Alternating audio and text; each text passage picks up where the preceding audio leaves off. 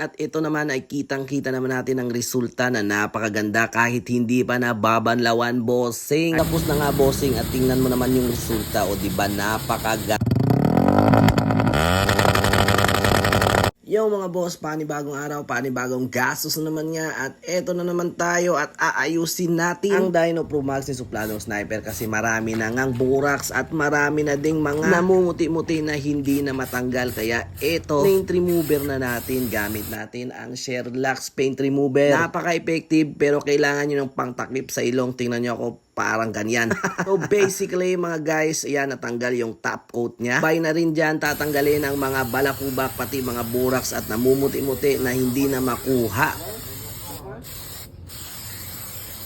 Babalik nga ang dating sigla ng mugs natin dyan. At para mas matanggal din yung mas makuha yung mga buraks at balakubak dyan sa mugs ay kailangan muna natin yung ibabad. Para naman walang mas matira at nandito nga ako sa gilid na lang kasi masakit nga sa ilong ang amoy. Pero tingnan nyo naman ang resulta, malayo na pero malapit na. Malapit na akong mawalan ng hininga.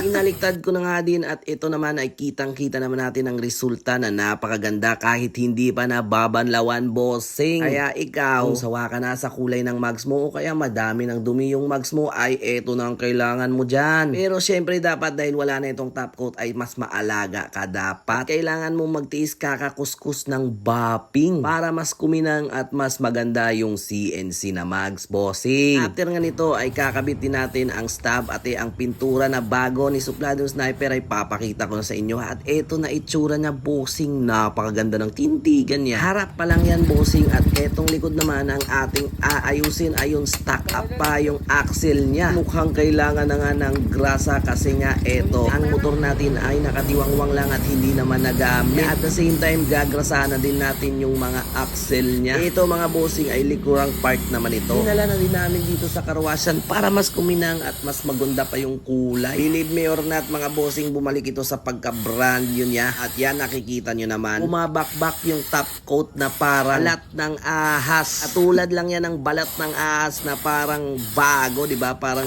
shiny pa siya. Yun, parang ganun talaga ang nangyari kasi yan nabakbak na. Bilis lang nga ito mga bossing at applicable lang pala ito sa mga naka CNC mugs at hindi yung mga alloy ha, kasi yung mga alloy pag binaklas nyo at ginawa nyong ganito, wala yan, hindi yan tatala. Para lang ito sa mga naka CNC mugs mga bossing. At ito tapos ng kabila, so dito naman tayo sa kabilang bahagi. Ayan, nababakbak na siya mga bossing. Parang bumalik sa dating sigla yung Dyno Pro Max ko mga bossing. At para naman mas maganda pag nakakabit na sa motor at may bago ng kulay yung kaha. At ito yung sunod naman natin ginawa ay binanlawan na natin yung dalawang mugs para kuhang-kuha yung mga top coat, bossing. After that mga bossing, ipapatuyo na natin at mas maganda kung inyong ibabapping. Mga nagtatanong kung ano magandang pang-bapping, gamitin nyo lang ang Timeless Rubbing Compound 1000 grits. Yun kasi ang gamit namin lalo na sa mga bagong pintura na kaha ng motor. Ayun, tapos na nga bossing at tingnan mo naman yung resulta. O diba, napakaganda.